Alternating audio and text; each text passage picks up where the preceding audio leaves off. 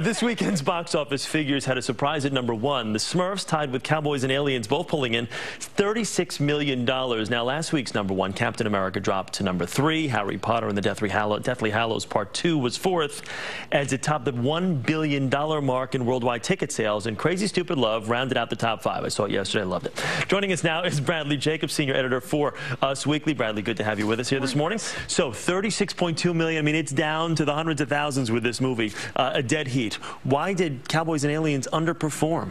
The thing was, Cowboys and Aliens did not get those important teenage boys. 60% of the audience was over 30. Who wants guys like that? Yeah. You want those teen eyeballs. It also had a hard time tracking with women. You know, this was a real guy-heavy movie. You got Daniel Craig and Harrison Ford, both huge action stars, and it kind of looked more like an action movie when you saw the trailers and the commercials. Yeah, I really didn't know what to expect with that anyway. The Smurfs, the reviews on it were terrible, but from a box office standpoint, it did pretty well. Yeah, conversely, the Smurfs was a big surprise this weekend.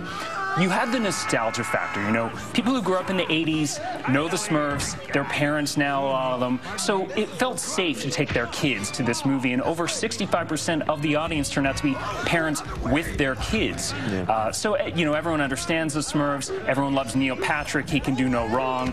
So that's why you're going to see this movie come out on top, which is very surprising. That is a surprise right there. Let's talk about movie stars for just a second. You got Julia Roberts and Tom Hanks flopped in Larry Crown. Jim Carrey flopped in Mr. Popper's Penguins. And, you know, your big movie stars in this one, Harrison Ford, Daniel, I mean, really, maybe not given the pull that you thought. Right. What's going on? Are we moving away from we need a big star to carry a film? Movies do need movie stars, but they also need to be in the right movie. The concept needs to be key, and the concept with Cowboys and Aliens was a little bit fuzzy there. That's why you didn't understand. Whereas Bridesmaids, one of the big surprises of this summer, didn't even have huge movie stars, but its concept was crystal clear, looking at the title and looking at the poster and looking at the commercials. And The Hangover, too. These ensemble casts tend to do pretty well. All right, Bradley, thanks so much. Good to see you. Thank you. Coming up next, 30 years of MTV.